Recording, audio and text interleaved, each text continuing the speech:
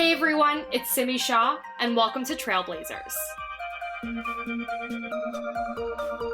Through this series, we bring you trailblazing by South Asians and for South Asians. We're the torchbearers, sharing the stories of the leaders and innovators lighting the way across the South Asian diaspora. Today, I'm honored to welcome Mitra Kalita to Trailblazers. Mitra is the Senior Vice President for News, Opinion, and Programming for CNN Digital. She's an industry veteran who's spent time leading some of the most esteemed outlets in news media. She's served as managing editor of the LA Times, the executive director of Quartz, and the founding editor of Mint, a New Delhi-based newspaper.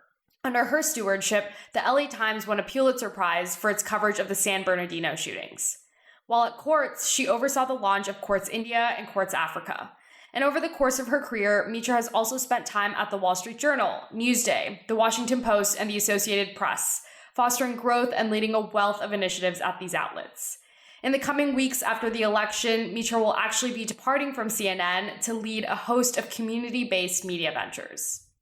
Beyond her experience in the newsroom, Mitra is an author twice over and a professor of journalism at Columbia and St. John's, among other universities. And of course, she's a New York native. Mitra, I cannot quite express how exciting it is for me to catch up with you today. Thank you so much for joining me. Oh, it's such a pleasure to be here, and thank you for such a kind introduction. Of course. So I don't normally start this way, but I feel like I have the fortune of hearing you opine on news media through Twitter and other forums. So I actually want to start with your background. I mean, clearly you have an experience in news media and journalism that many would dream of. What inspired you to pursue this path?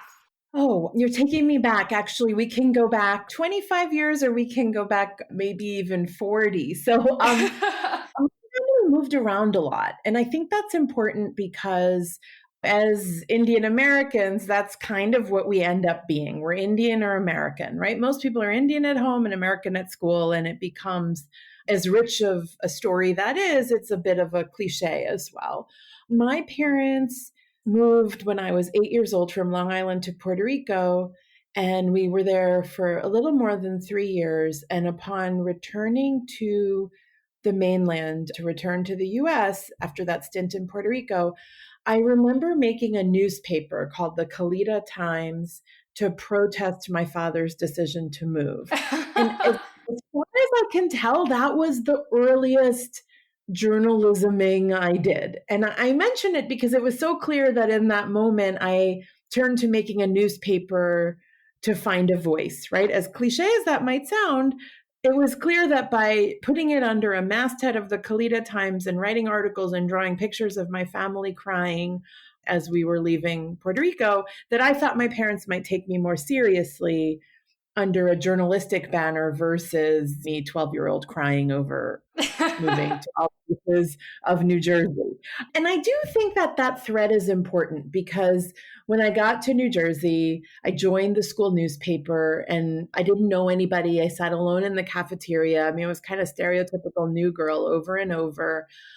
And the newspaper at once was an activity, right? Like something to do in school, but it really was a way for me to find my voice. And I'm really grateful now in hindsight that my parents moved around as much as they did. But at the time, I'm not going to lie, it sucked, right? It really was not comfortable.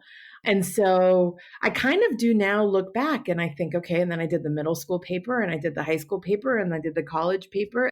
But it really wasn't as much about employment as it was, this is a way for me to ask questions and figure out my surroundings pretty quickly, actually. Yeah, absolutely. I resonate with that on two fronts. I made like a mini PowerPoint presentation when my parents tried to move me 30 minutes away. And the second thing being, I just transitioned from finance to working in media, and I work mostly on the business side, but I feel like part of my love of it comes from the ability to talk to people and ask questions like you're saying, which is probably one of the most exciting parts. So obviously you've worked in a variety of newsrooms, not just in the States, but abroad. Where do you feel like you really learned to cut your teeth as a journalist? I think each of the places I've worked has taught me something new, right? So I've always tried to be challenged in whatever I take on. And there has to be a component of, wow, I've never done this before. And hopefully by the end of it, I will have learned something. Whether I succeeded or not is another matter. But I think the cutting my teeth really came at Newsday in 2000 through 2003. I worked there for about 4 years. There's a lot of reasons for that, but the two that come to mind is that when you're a reporter in New York City, it is the most competitive market in the country. And so every morning I would tense up reading other news outlets to see what they had that we didn't. And I liken that to how the internet is like every minute of my life right now, right? That it is a very competitive moment in journalism. But I would argue that Newsday existed at a time that most reporters were actually working in markets where they didn't view everything as competition. Okay. And so I feel really lucky that I had this training in my formative years as a reporter. And also, there's something about working in a competitive market where even if you're late on a story, you have to figure out what's my way in, right? And I think that's so much like the internet today, where we're like, what's the framing or what's the take? What's the unique positioning that I can give this story? And then the second reason is because the managing editor at the time of Newsday's Queen's office was a man named Les Payne, who was just nominated for the National Book Award today posthumously. So it's like really a kind of a moment to share that with you. He passed away about 2 years ago, but he believed in diversity in a way that just set the tone for my career.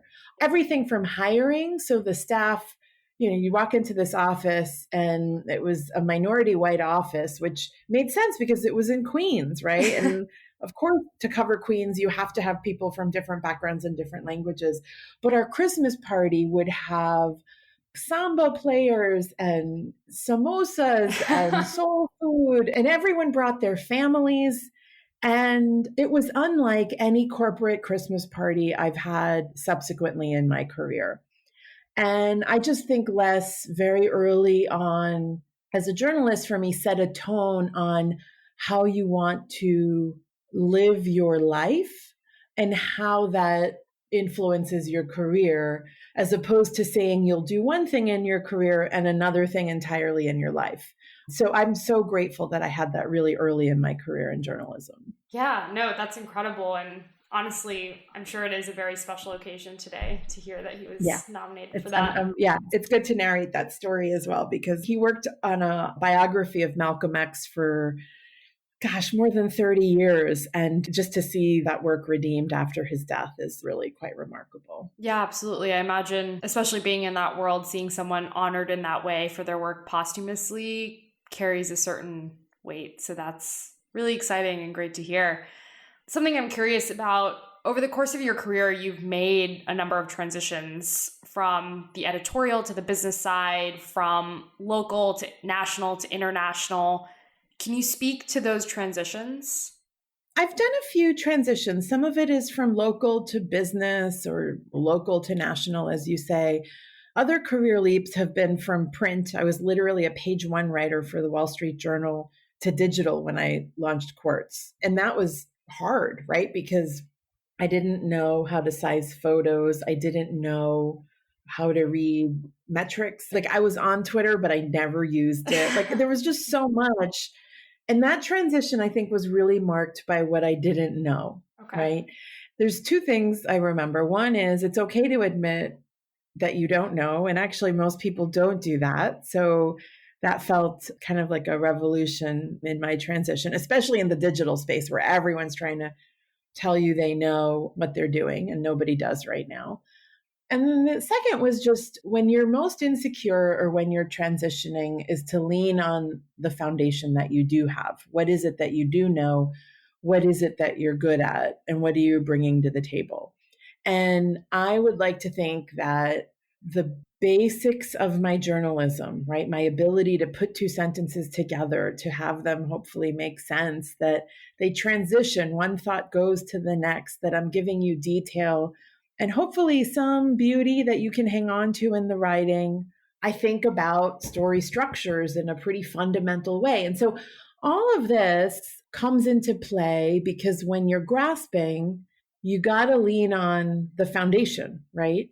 And then the other part of my foundation is the purpose with which I commit journalism, right? Why am I in this newsroom? And after about 25 years of doing this, I've come to finally admit I think I'm pretty good at what I do, and that I have a voice and a perspective that is not just needed in newsrooms, but is actually valuable in newsrooms. Yeah. And so in transitions, I'll often, again, lean on not the comfortable, because again, I'm trying to be challenged, but I think it's okay to turn to those old lessons, if you will, and then apply them to new situations. Absolutely. And I just want to underscore and circle back to what you just said about having a voice and an opinion that's not only needed, but valuable to newsrooms.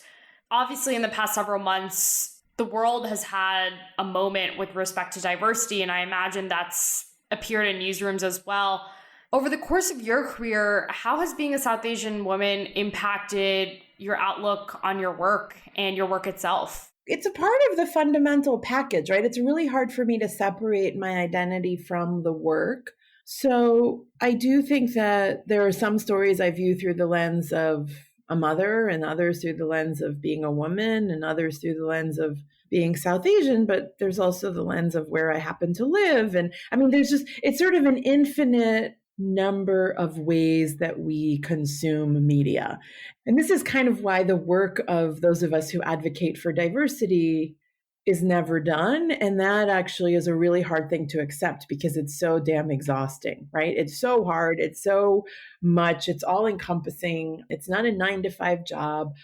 But on the other hand, it's a little bit like the RBG line on when will there be enough women on the Supreme Court, and she'll say when there's 9 justices. And I think diversity is a little bit like that. When you're in a room, especially having been the only one so many times at the table, that's first of all a lonely existence, but it can also be less impactful existence than if there's other folks who can engage and challenge and not have one South Asian perspective on, let's say, the issue of Kashmir or COVID deaths or Narendra Modi or any of these very newsy themes right now. So I think a lot about being a South Asian woman and the question that you're asking. I mean, certainly I know it's a fixed part of my identity and people ask me about it. And because I tend to be vocal about diversity and I tend to be vocal about, I lived in India and this is what we experience there and relate that to a story, I think people, of course, have sort of the shorthand with which they see you.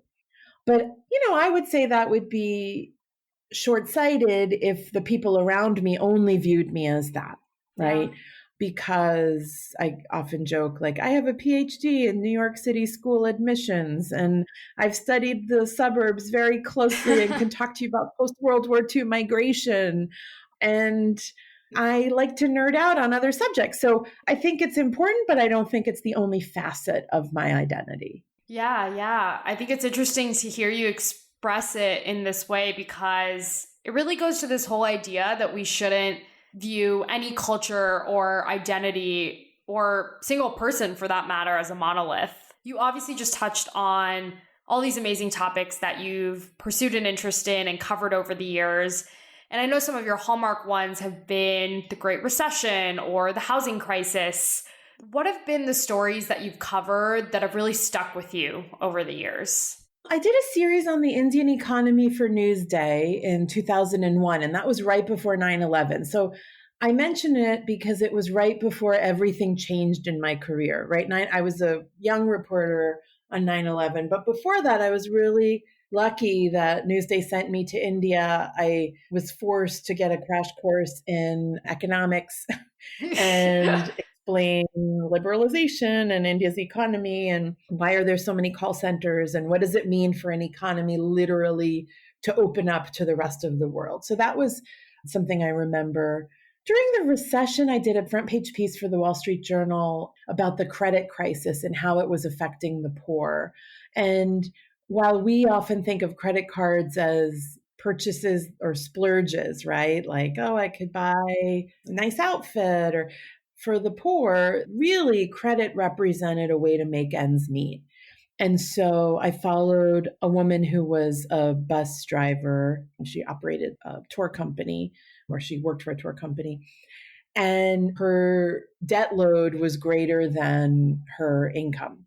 And it was just about, how do you manage this in a recession where they've tightened up extending credit? And, while she gave me great access to her finances, I also felt like I was able to tell the story by going to the barbecue in her housing project and following her on her bus shift and meeting her family. And it was just a really immersive reporting experience to explain how people once upon a time were making ends meet through credit cards and how they couldn't anymore. And then another story I'll mention is when I was at the Washington Post, I did a story about a man who was undocumented, had used his cousin to get a mortgage on a house. He was paying off the mortgage, and the process of cleaning up his financial footprint in America, because suddenly his work authorization came through, and he and his wife, because they had been paying taxes in America, they basically had to rewind on their life and clean up their finances. And it was just a really remarkable way to tell the story of immigrants paying taxes and really rethinking what we think of the undocumented, right? We kind of say they're illegal or they're over there. And my discovery over about 3 months of following him and his family was just how complicated and overlapping undocumented immigrants are with family members who are documented, but also with our lives, right? And it was a really good way to show almost the ambivalence of US policy around undocumented immigrants, because we're so dependent on them for our economy, but we didn't want to head on address this very messy process of legalizing, right? Yeah. And so you can probably tell I do like complicated stories, but I like the ones that allow me to find a character and use them to tell a more universal story in a hopefully intimate way. Absolutely. And I think it's so interesting to hear that from your perspective, which is the journalist perspective, because for me as a reader who's always been in love with journalism, I've found that the pieces that have stuck with me have taken that intimate approach, as you just mentioned. The ones that stand out being Andrea Elliott wrote a series about homelessness in New York City, and I believe she told it from the story of a young girl named Dasani. And another one that comes to mind is Sarah Maslin Neer's pieces covering the toxic horrors of the nail salon industry in the city. And so that really resonates and makes a ton of sense that that's what stuck with you over the years. And beyond topical coverage, when you take this past year, which has been a relentless news cycle, one thing after the other, and contextualize that within the broader framing of your entire career, what would you say have been the big changes in news media, and what would you say has largely stayed the same? I think the transparency with which we're storytelling is much better. So we're more likely now to tell audiences what we don't know, right? So if the president is sick, or if a doctor refused to answer a question, not only will we tell you that they didn't answer the question, but we might tell you why that matters or what it is potentially indicative of. And I think that matters just because it starts to contextualize information in real time in a way that is not just the transcript of what happened, right? We're giving you deeper meaning. I think that's the most significant change. And I don't want to underestimate the change, because it's really, really hard in the moment to say, what does this mean? Why does this matter? Who are my experts? How do I know this to be true? Wait, they said something different last week, and on and on and on, right? So that ability to contextualize in the moment is not easy, but I think that audiences are demanding it. The other shift I would say is just the audience itself, that when I was a reporter starting out, there were a few ways we set our news agenda, which was, you might call the police precinct, say what came in overnight, what are the crimes. You might look at the stack of press releases either in your email inbox, if you had email, or the fax machine. But there was really a news agenda that was kind of set by the question of what's going on. And today, the first things I look at in the morning are what news is trending. And I see this on Twitter. I see this on Facebook. I see this based on algorithms that feed me what my friends have been posting on or people I followed, because I'm always trying to pop my friends' bubble. But I do feel like that is a very different, potentially more democratized news agenda than how I began my career. Interesting. And I think that's significant because it means that we need to listen to audiences on what are the issues you care about. And it also changes the way we tell stories. From scientists released a COVID study today that says this is what they found on an airplane and transmission of the virus, right? The real life application of that is your user saying, can I fly on a plane or not? Yeah. Right. And that's different than how we used to do things. And I do like the second piece more as someone who's been pushing for diversity and representation in newsrooms for my whole career. I love that our news agenda is being rethought, and in some ways the burden of creating it is shared, but that also is a lot harder. So I think that also requires us to have more meaningful relationships beyond just seeing what's trending. It means that we need to be out in communities much deeper and perhaps intimately than we are. Yeah, no, that's super interesting. Is there a world in which you think that tends to perpetuate the hype cycle of news, especially as we consider the fact that local news is suffering tremendously right now? Oh, absolutely. Because then the problem becomes that you have to view everything through a national lens. Yeah. Versus just by geography.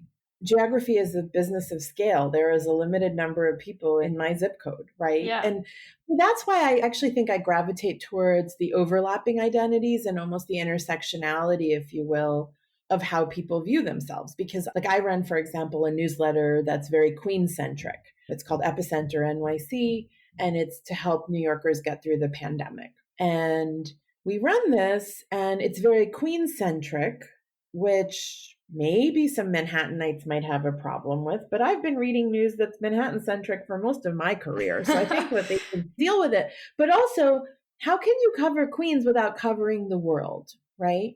And so my newsletter in some ways was prompted by not finding news outlets that understood a less parochial view of my Queens and my getting through the pandemic and my need to WhatsApp my family and understand COVID rates there because I need to know if I'm ever going to see them again. Yeah. My worldview was informed by our bike mechanic who died of COVID and was Mexican, and the city needed someone to pay to release his body, and we needed to somehow ship those remains to his daughter. And like, that's a local story because he worked just a few blocks from my house and we had a relationship with him. But that's also a global story, right? His daughter on the other end of this, and what the role of the consulates are to their expatriates. I could kind of go on and on and on about all the ways that our overlapping identities are actually the story of the world. But in so many ways, when we talk about nationalizing stories or what's trending news, those connections are missed. No, that makes sense. I want to take a little bit of a step back and talk about the newsroom you're in now at CNN. I would love to hear a little bit about what your day-to-day responsibilities are and what that looks like. Oh, wow. So it changes every day, which is why I became a journalist, because I don't have a formula to my day. So I oversee the national news team. So that's all the news outside of Washington, D.C. So not the White House, but our bureaus in Los Angeles. We have obviously a big team in Atlanta because that's where CNN is headquartered. It's where I am now. Oh, yeah. Okay. That's great. That's great. And we work with our news gathering operations in Chicago and just around the country. So domestic news. Breaking news, which very much is the White House and Donald Trump and hurricanes and protests and national reckoning on race. And so breaking news is basically the bread and butter of CNN. And my teams run a digital tool that chronicles stories in real time. And it's probably one of the things I'm proudest of launching at CNN is essentially the digital version of what you see when you turn on CNN. It's not a linear experience as much as it is intentionally multi-platform. I run the features teams, which is travel, style, wellness, health, and science. Wow. So a really great pivot in COVID, right? Because we've had to shift that to some of what I was talking about earlier of what is the news people need to know right now to run their lives, to live their lives and be safe. I run the opinion team, which I really love. It's actually the opinion editor at Newsday, Rich Gallant, is the guy who hired me as an intern at Newsday. Wow. And so it's just this coming full circle story. Yeah. And I wish everybody would be so blessed to have someone on their team who's known them pretty much their whole career. It's really amazing. And I bounce a lot of things off of him in a way that I've never had a working relationship with someone like that before. So it's really cool. And then the last team, but I would almost dare say most important to this modern era of journalism is programming. And programming is the distribution of our work. That's our homepages, our alerts, Twitter, social media, Facebook. I think that's the other disruption in media. And this team is leveraging CNN's most powerful homepage in the world, most powerful news homepage, if we have to qualify it, and make sure that news gets to people in the places that they are as well, versus assuming that will be linear and you'll just type in CNN.com, even though many people do that. So that is my team structure at CNN. My day-to-day in some ways is what I'm describing. I wake up and I read a lot, and I am kind of trying to get a sense of what is trending, what are the angles, but also what are the obvious questions, right? What are we not saying that feels like we might want to dive into and help our readers understand the news around them? Before COVID, I probably felt like my job was maybe more 2/3 setting a news agenda, 1/3 management. I don't know if I could distill it that way, but post-COVID, I actually think it's been 2/3 management and 1/3 news agenda. And I also think there's just more hours in the day. There's 65 hours in a day now, thanks to COVID. So I'm also doing more. But the management of people I mentioned because it is everything from, do you have the right equipment to do your job, from laptops and desks, and to recognizing that for some of our staffers, their relationship with the manager matters more than ever because it might be their only regular human contact, that people are feeling very isolated, and that if not our own connection with them, we need to figure out how are we making sure that our employees feel connection, whether that's calling for services or sending them dinner one night. This has really been a massive, massive part of my job since March. And I don't think managers are talking about that dimension of their jobs enough, because the best managers I know are 100% doing this. They're talking to people all day long, and they're checking in, and they're checking in without an agenda and without judgment, right? Yeah. But I don't know that we're all being as upfront about how much we're doing on that as we actually are. Yeah, that's great to hear and super interesting. In my view, I think this is going to become an increasingly important conversation around work-life balance and keeping the spirit of teams alive, even in a virtual world. It's just not one that our society is used to having. But I do agree that the managers that are checking in with some sort of regular cadence and often without an agenda or any judgment are really rising above the crowd. Obviously, in the context of this virtual world and what I alluded to earlier about a relentless news cycle, we've had some potentially decade-defining current events take place over the last several months. What has your experience been managing coverage of the protests, to the spread of COVID in the West Wing, to the election? What has that been like? So it's never ending. And I think that there is an element of physical and mental exhaustion. Like, I'm not going to lie, it's a lot. And it's like nothing I've ever experienced in my career before. And just for perspective, I covered 9/11, right? Wow. I was literally at ground zero covering it for months. And there was a time that I thought, I'm never going to cover another story again. This is really my whole life, right?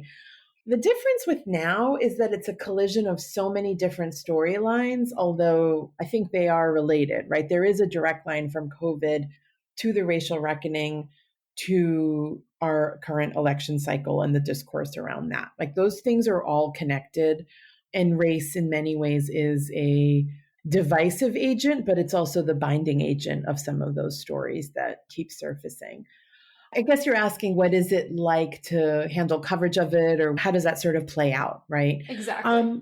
We have a great team, and we also integrate pretty closely with the TV side of the operation. And the one thing I would say about CNN is that unlike other outlets where it was like, you come to work at 9 or 10, you write your story, you go home around 5, 6, or 7, the newspaper comes out, and you start all over again, right? CNN was started 40 years ago as a massive disruption to how we consumed news because it was on all the time, right? And when I arrived at CNN, I found this to be the best gift you could give a digital editor like me, because so much of my digital career was convincing people, update the website, tweet this story out, tell people what we know, tell people what we don't know, and to iterate on a story versus seeing it as one product, right?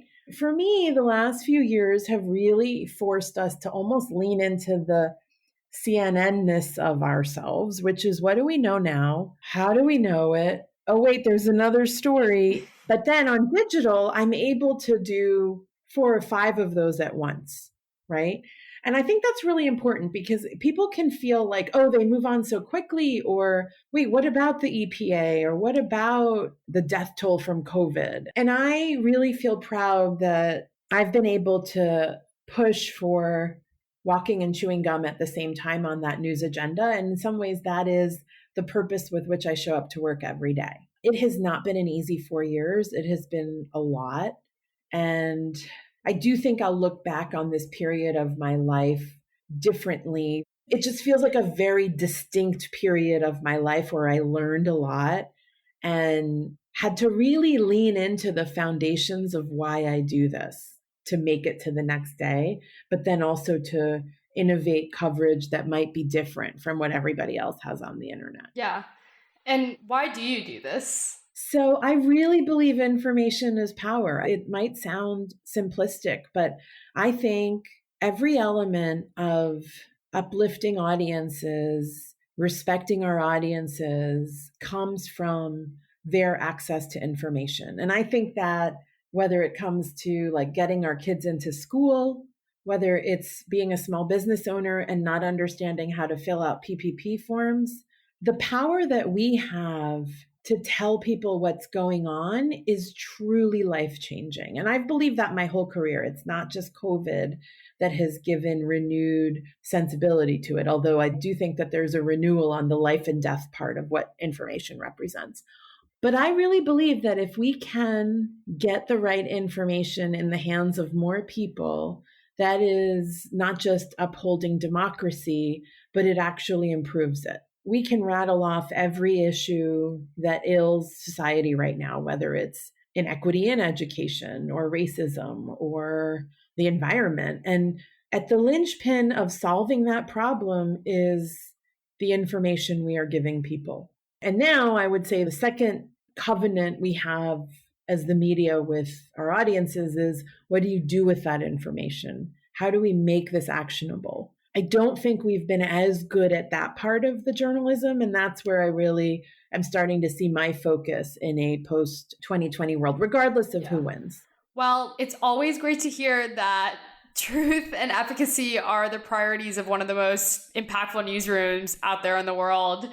In that vein, I tuned into a recent panel that you spoke on that was hosted by the South Asian Journalists Association. And you said, if we see ourselves as oppositional to the president, we are failing. How have you tried to reconcile the work you're doing with an administration that literally calls CNN fake news? So I think I just lean into, why am I doing this, right? I'm not doing this to counter the president's words with retorts, if you will, right? The best way to counter the president's attacks are with the truth, are with facts, but also it's with a legitimate representation of the people, right? And I think if we lose sight of who we are doing this for and who we represent, whether it's at a White House press conference or the CNN newsroom or all of us kind of sitting in our homes right now, to not understand the faith that people have in us, the trust that they have in us, that would be the disservice. The failure would be to, again, be combative versus representative versus truth telling, truth seeking, if you will, too. Because sometimes things will be said and it's like, wait, is that true? And it's like, well, we can go find out. We can go commit some journalism right now. So that's kind of the lens that I keep trying to have the teams put on. There's more in your control, right? There's more in your control when you approach it that way. Yeah. I love hearing that. And it's an impressive mindset to be able to harness in these times. So I give you and your team major props for being able to do that. It's interesting because the same sort of media reckoning is happening in South Asia right now, as we all know, especially within India, as people are questioning the efficacy of the press and whether it's truly free, censorship, government influence. As someone that worked as a founding editor at an Indian-based newspaper, what are your thoughts on what's going on over there with respect to the free press and the public's reaction to it all? So I think in India, there's pluses and minuses, right? I think I'll say the good first. It is a very competitive media market. And so while it can be overly politicized as far as this paper has this stance or is pro BJP or pro Congress or, how they kind of delineate or pro in local parties and regions, as in Assam, where I'm from, that allows for a really robust marketplace of ideas, right? The bad part is that we have seen that repeatedly silenced over the last few years, that there are just concrete examples of media being not protected, their speech, in some cases censored, or that's also been a life and death situation, right? There's certainly a number of journalists who've been in predicaments around that. So, and then I think that they have this other dimension, which is the fake news of it all, which is a term I really don't use much, except I am on multiple family WhatsApp groups in India, and I don't know what else to call the dissemination of information that is misinformation, right? And it is intentionally trying to mislead. And it's deceptive because it could be as basic as on my family WhatsApp the other day was Shakira is in Assam today. And it's like, Shakira is not in Assam today. What the hell is happening here? 2, these are the ways to cure COVID. Here are some herbal remedies, right? And the challenge of that is that you could say, well, is it really dangerous that people think Shakira is in Assam today? But it's in the same platform as this latter. And the sources on WhatsApp are nil. You don't know where this came from. And while they're trying to get out in front of it by not having people be able to forward, like there's some finite number of messages that you can't forward in order to curb disinformation, it's as simple as saving it onto your phone and then sending a new, right? Like this limit on distribution does not seem to be working because if anything, smaller groups are where you trust people. Like I'm on a group with my uncles. Of course, I love my uncles, right? So I think this is an issue that we've certainly written about at CNN around disinformation and the platforms. I don't know that globally, when it comes to India, it's been covered as extensively as perhaps we should, because it has direct implications for not just the censorship of legitimate free press in India, but also these become the avenues through which people get their information, right? And that I think is very dangerous for a democracy. Yeah, and I think it's interesting because that view on the danger it presents to democracy and just the perception of media nowadays is something that's slipping into the minds of young people. And what I mean by that is Trailblazers, for many reasons, exists as a way for young South Asians to find leaders and innovators and entrepreneurs and trailblazers like yourself to look up to as they pave their own paths. But today, a lot of young South Asians are grappling with the fact that there is this mistrust of media that's been propagated as a result of disinformation and misinformation. What advice do you have for young South Asians interested in pursuing this field in an era where people don't always trust the news? That's a really good question. For young South Asians, I think there are so many services to combat disinformation and misinformation. So one that I have been trying to get teenagers into is MediaWise. Okay. And it's on Instagram. And I love it because it ranges from the political, like some politician said this, is it true? To, is it true they add nitrogen into bags of chips? things like that are kind of the stuff that teenagers might Google or obsess over, you know? And then you'll have people in a really innovative video format talking about whether that's true or not, and like sort of their discovery process. I'm seeing more of that that's using the same techniques that get people to spread bad information to spread good information, right? Because it's arresting, it's video, it's kind of TikTok style. And I think that's something that South Asians and young South Asians who want to be in the media space or want to be better news consumers should get familiar with. And then the other are just trusted outlets, right? And I say outlets plural because my hope is that the media diet people have is a rich one, that it's not just one or two outlets, but that it is as overlapping as our identities, that it is forcing us to seek out information that we might not even agree with, but then to be a more active news consumer, you might check it out, right? You might say, well, is it true that immigrants commit crimes at a higher rate? Because that was what was just said on Fox News. And then you look and you say, oh gosh, the crimes and misdemeanor rates for most Americans is like so much higher than immigrants, right? So you start to fact check. And I think that is the power of the individual user in many ways. But I also don't think that it ever ends because we're just in an era of such shifting information. So even if you think about COVID, the nature of medical publishing is like something we've never seen before. They're publishing things that they never would have published last year. And that's something that I think we want to be aware of, right? Be aware of the sources that are underpinning this, but also, well, why did they publish it? Because we're in a unique moment and the study happened to find something. And then again, I can't stress enough the need for multiple sources as the diet. That's great advice. And I think even covers this topic about how we should be conscious about the ways in which we actually consume news. I want to keep with this thread of advice that you'd give because you've obviously served as a professor of journalism at numerous colleges and universities. What are some of the lessons that you try to bring into the classroom?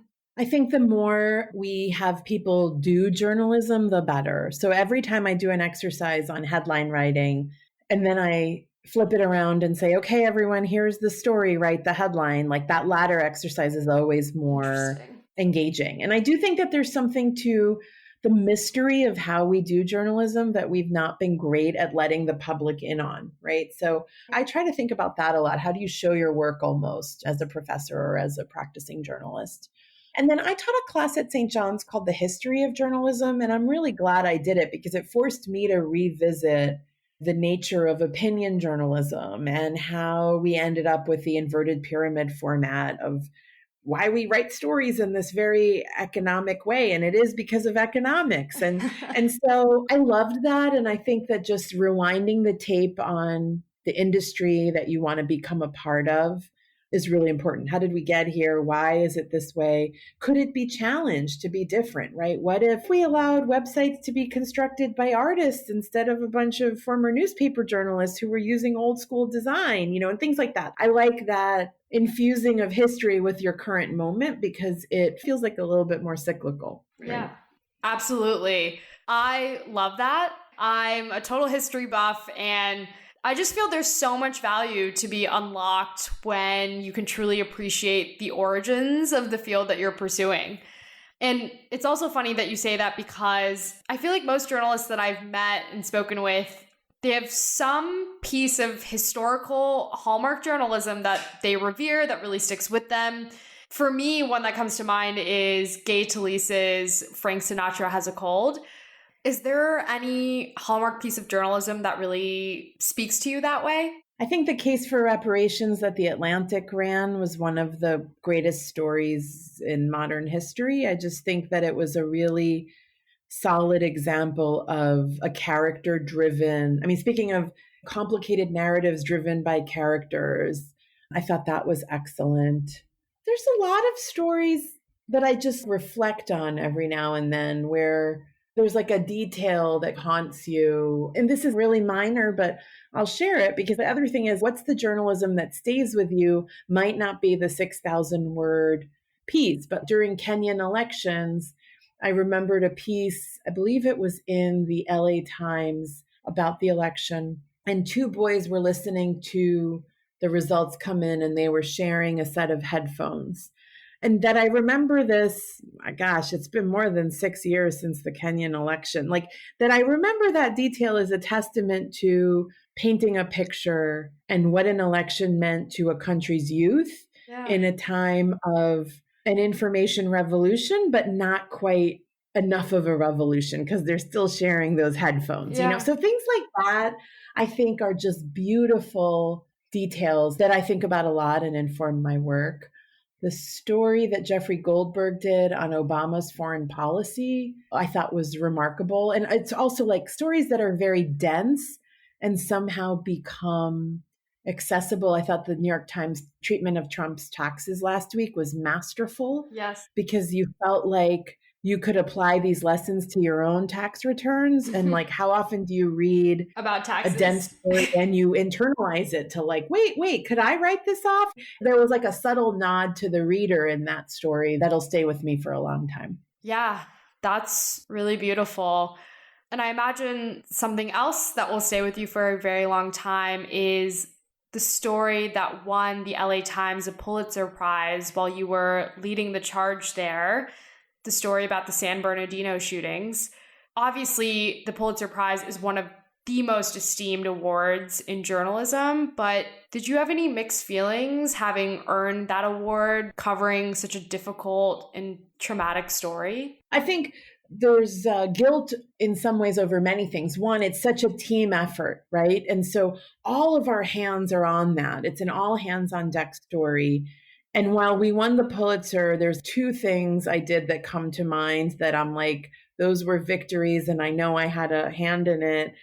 It was so many hands on the work. And then to your point, that it was in the face of such a tragedy is bittersweet. But also that is the time that a newspaper like the LA Times becomes the glue that binds a community. Because again, to the point earlier of the search for information is the only thing we can provide in that moment. And so I emerged feeling really proud. It was a really diverse team that we dispatched, and we got the only interview with the imam because I had hired Dexter Thomas, who now works at Vice, but he was the LA Times Black Twitter correspondent. And he had been out in Riverside the week previous and was on a panel with the imam.